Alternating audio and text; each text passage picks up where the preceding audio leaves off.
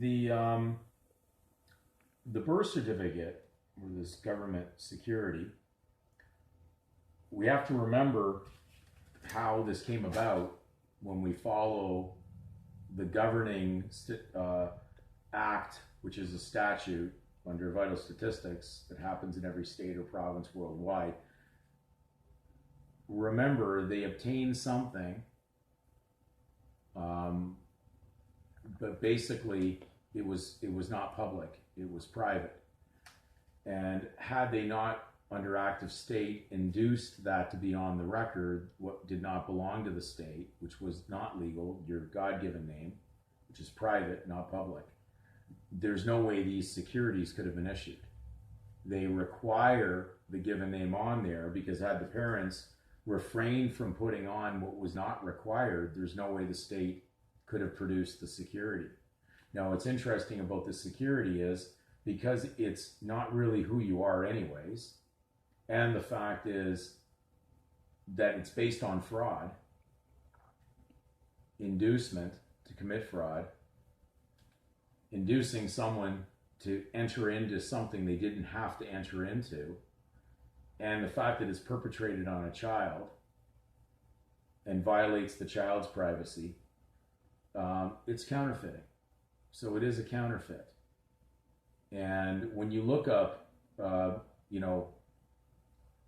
basically communications that happen from the registrar's departments in all these states and governments worldwide, they'll talk about it as a token of value. Now, value is just a conception of thought.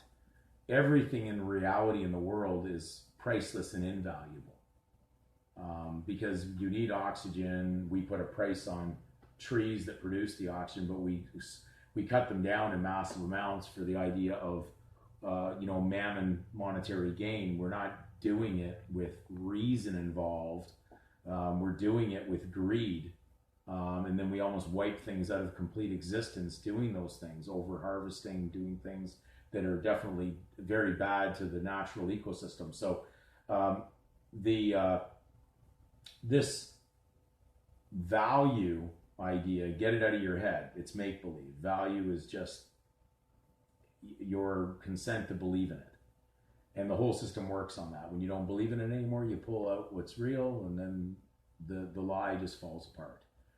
The interesting thing in the dictionary that I'm reading out of the Canadian Dictionary of Law, third edition, it has a category called counterfeit token of value, because I had mentioned in an earlier video that when I looked up token of value, which the registrars had called this, the birth certificate was a valuable token. I looked up, token of value, valuable token, however I could find it, and it said, go see counterfeit token of value. I go, hold on a second here, there's something wrong with this picture. Why is it going right to counterfeit? Well, because it's not really your title, they could never really give you the title. So, of course, it's left ambiguous and unclear. It doesn't say given name or surname on it. So therefore, it is a counterfeit token of value. And so you look up where it shows up, and of course, it shows up under the criminal code as something not good. A counterfeit excise stamp, postage stamp, or other evidence of value by whatever technical, trivial, or deceptive designation it may be described, and it includes genuine coin or paper money that has no value as money. So anyways, when you really look at this, why would you even have a category for this? But you see, when you're consenting to this, you're almost like aiding and abetting the very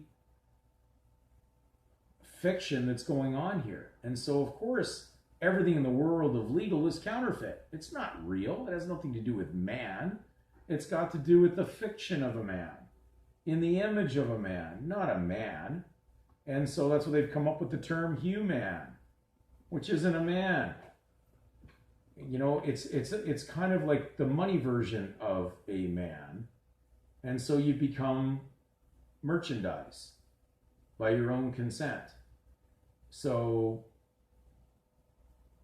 you can understand what could happen if you removed your consent. What would happen if you pulled your consent out? Well, we already read that basically under their Vital Statistics Act that if the child's given name had never been placed on the record, the child would have to consent at age of election to place it in, pay the appropriate fee, and then a birth certificate would be issued. Now, fraud doesn't have a statute of limitations.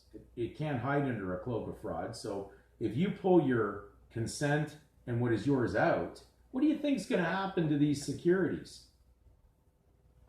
Well, let me tell you what's going to happen. This is going to be a really bad day for the people who bought into these.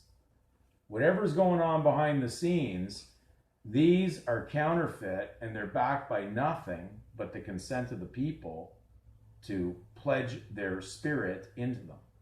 You pull your spirit out of their legal fiction body, and let me tell you what's going to happen to the counterfeiters that were using your consent.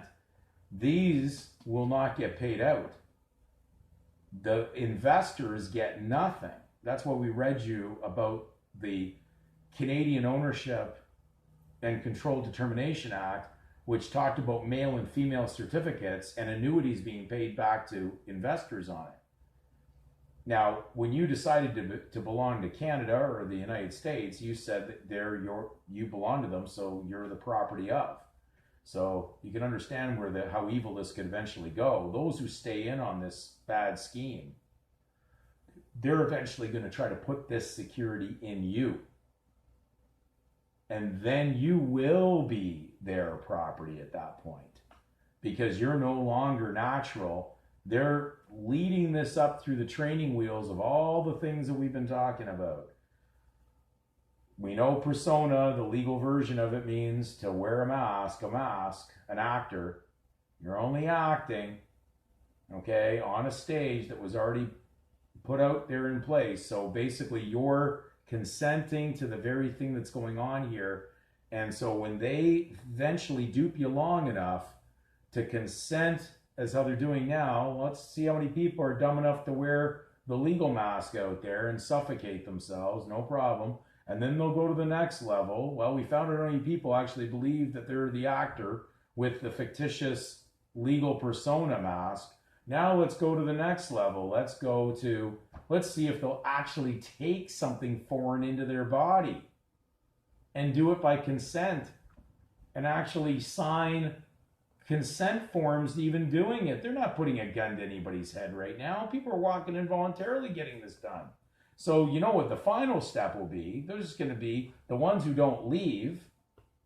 They're going to put the abomination that causes desolation right in their body, though, because you are the temple of God. So when you put something foreign that's of Satan into your body, you've consented. So that's what's coming. That's the final step. What's going on right now is just a training to lead up to this. And they move slowly to see how they can maneuver this. And it's working quite well.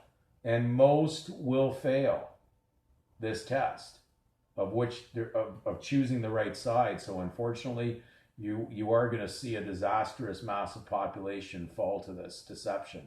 So anyways, it's time for God's people to wake up. Remember, they could never have registered you. And they could never take what doesn't belong to them, but they can only utilize you as the host as long as you're willing to consent. So it's time to remove what is yours out that God gave you, that his son purchased and bought, that doesn't belong to the state. It's not their property, and it's time for you to remove it out of there and not be unequally yoked with this bad legal fiction.